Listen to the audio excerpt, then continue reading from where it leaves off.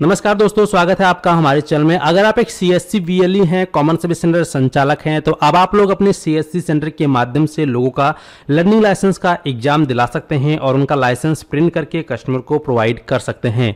तो किस प्रकार से आप लोग सीएससी डिजिटल सेवा पोर्टल के माध्यम से लोगों का लर्निंग लाइसेंस का एग्जाम करवाएंगे, इसका आज की इस वीडियो में लाइव प्रोसेस करके दिखाने वाले हैं। लाइव टेस्ट भी देंगे ताकि उसमें आप ये देख पाएं कि एग्जाम देते टाइम कौन कौन से क्वेश्चन आएंगे, उन क्वेश्चनों का क्या क्या आंसर होने वाला है और आप एक ही बार में उन क्वेश्चनों को पास भी कर लेंगे। तो चलिए वीडियो को शुरू करते हैं। शुरू करने से पहले आपसे एक छोटी सी रिक्वेस्ट है, अगर आप चैनल पे पहली बार आए हैं तो चैनल को सब्सक्राइब करने के साथ साथ नोटिफिकेशन बेल आइकन को ऑल पे क्लिक करके ऑन कर लीजिएगा ताकि आप इसी प्रकार की इन्फॉर्मेटिव वीडियो सबसे पहले देख पाएं। और अगर आप एक सीएससी वीएलई नहीं भी हैं तो भी आप ये काम खुद से अपने मोबाइल फोन के माध्यम से भी कर सकते हैं। बफर कितना है इसके लिए आपको अलग से सारथी पोर्टल पे जाना पड़ेगा। और अगर आप एक सीएससी वीएलई हैं तो सीधा आप डिजिटल सेवा पोर्टल के माध्यम से ही ये काम कर पाएंगे।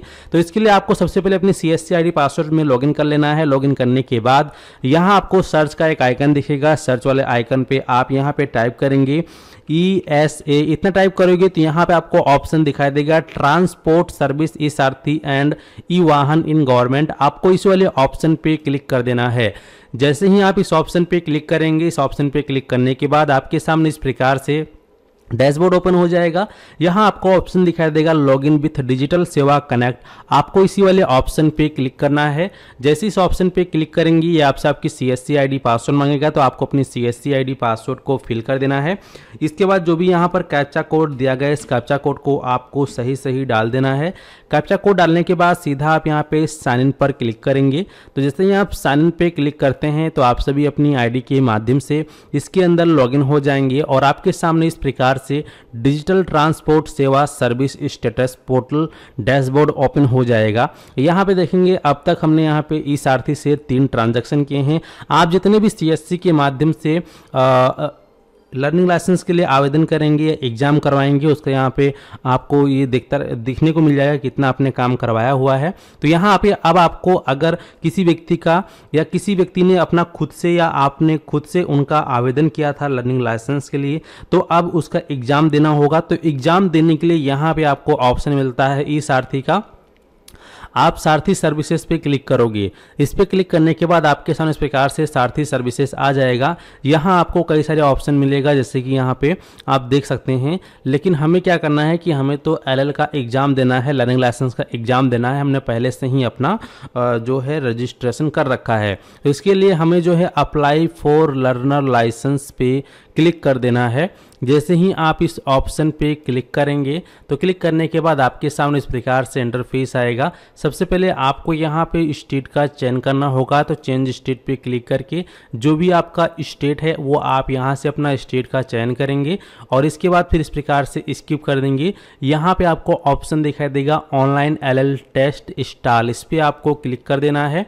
जैसे ही आप इस पर क्लिक करते हैं तो आपके सामने इस प्रकार से screen test ad for learner licence आ जाएगा।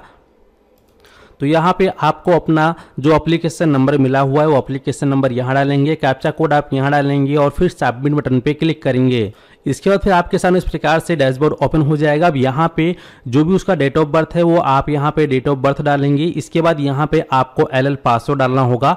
आप में से काफ़ी सारे लोगों को पता ही नहीं होता कि LL पासवर्ड क्या होता है। वो लोग LL पासवर्ड की जगह OTP डाल देते हैं। तो यहाँ पे आपको वो OTP नहीं डालना होता। LL पासवर्ड आपको अल्फ़ाबेट में कैपिटल लेटर में 6 अंकों का मिलता है, वही आपको यहाँ पे डालना होता है। तो अगर आपको LL पासवर्ड नहीं रिसीव्ड है, नहीं प्राप्त हुआ है, तो यहाँ पे आपको ऑप्शन मिलता है रीसेंड पासवर्ड।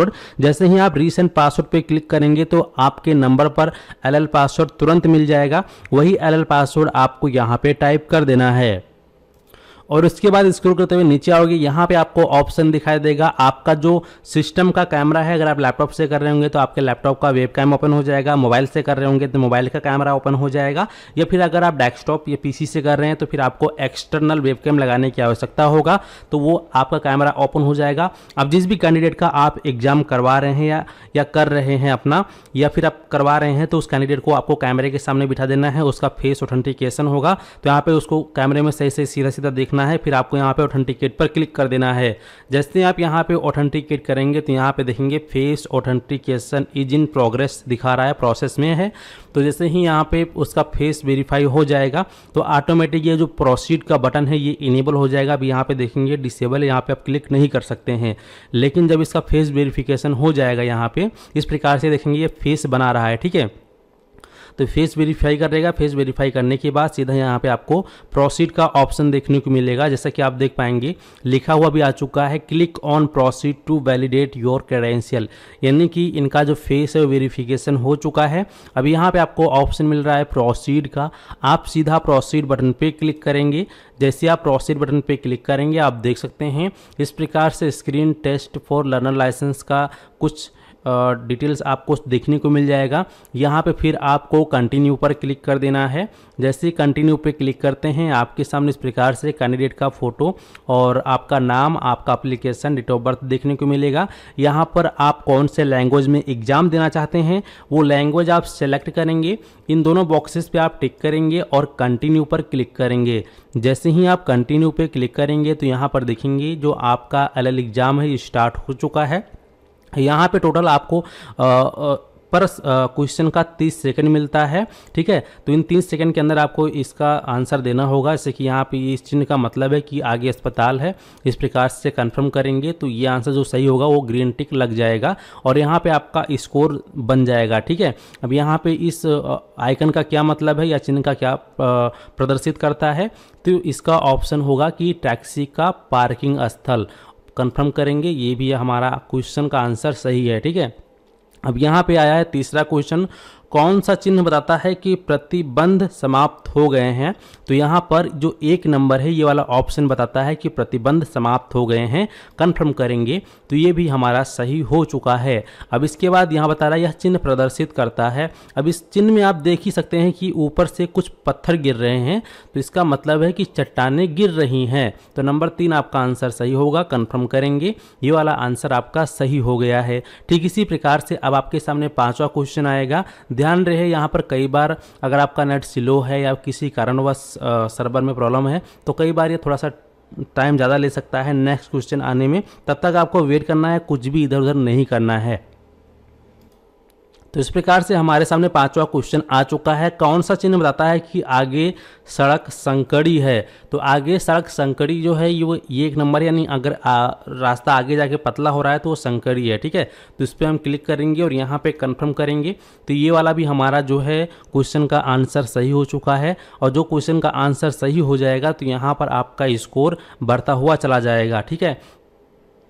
तो यहाँ पे देखेंगे अब आपके सामने 6वां क्वेश्चन आ चुका है। कौन सा चिन्ह बताता है कि बीच में अंतराल है। तो बीच में अंतराल का इसका जो आंसर होगा आपका नंबर 3 है, ये वाला ऑप्शन आपका है। ये चिन्ह आप देख लीजिएगा, इसके बाद कंफर्म करेंगे तो आपका ये वाला भी क्वेश्चन का आंसर सही हो चुका है। यहाँ पे आपका स्कोर 6 हो चुका है। अब 7वां क्वेश्चन आ चुका है। कौन सा चिन्ह बताता है कि आगे खतरनाक खाई है। तो यहाँ पर आपको ये चिन्ह देखने से पता चल जाता है कि हाँ ये वाला खाई का ऑप्शन सही होगा। तो ये ऑप्शन पे क्लिक करेंगे, कंफर्म करेंगे तो आप देखेंगे ये वाला भी हमारा जो आंसर है सही हो चुका है। यहाँ पे देखेंगे हमें 7 नंबर मिल चुके हैं। अब इसके बाद हमारे सामने 8वां क्वेश्चन आ चुका है। जब किसी वाहन में ईंधन भरा जा रहा हो तब आपको धूम्रपान नहीं करना चाहिए। तो इसी आपका सही आंसर होगा, कंफर्म करेंगे तो आप देखेंगे आपका यहाँ पर 8 नंबर जो है हो चुका है, ठीक है। अब यहाँ पे 9वां क्वेश्चन आ चुका है। जेब्रा लाइन बनी होती है पद यात्री पार पथ के लिए।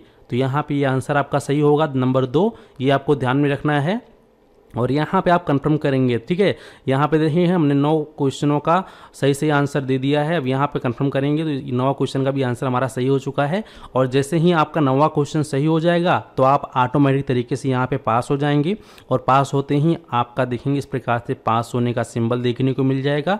और यहाँ पे आपका जो लर्नर लाइसेंस जनरेटर सक्सेसफुली लिखा हुआ आ चुका है, उस व्यक्ति का लर्नर लाइसेंस नंबर भी यहाँ पर सक्सेसफुली जनरेट हो चुका है।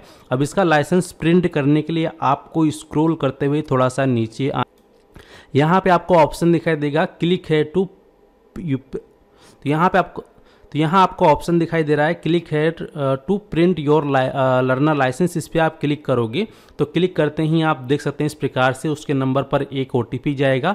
वो OTP आप यहाँ डालेंगे, सबमिट पे क्लिक करोगे तो आपका जो लर्नर लाइसेंस है वो डाउनलोड हो जाएगा और उसको आप प्रिंट करके कस्टमर को दे सकते हैं। ये लाइसेंस 6 महीने के लिए वैलिड होता है और इसके बाद 6 महीने के अंदर ही उसको अपना परमानेंट लाइसेंस अप्लाई करना होता है और फिर उसको RTO विजिट करके अपना वहाँ पे ड्राइविंग टेस्ट देकर उसका जो परमानेंट लाइसेंस है वो बन जाएगा। तो इस प्रकार से आप लोग जो है अपने CSC के माध्यम से लोगों का जो है लर्नर लाइसेंस का एग्ज़ाम दिलवा सकते हैं। अगर उनके पास सिस्टम नहीं है तो आप अपने सिस्टम के द्वारा दिलवा सकते हैं। ठीक है, उम्मीद करते हैं कि आप लोग अच्छे से समझ गए हैं और कस्टमर चाहे तो खुद से अपने मोबाइल फ़ोन के माध्यम से भी कर सकता है। धन्यवाद।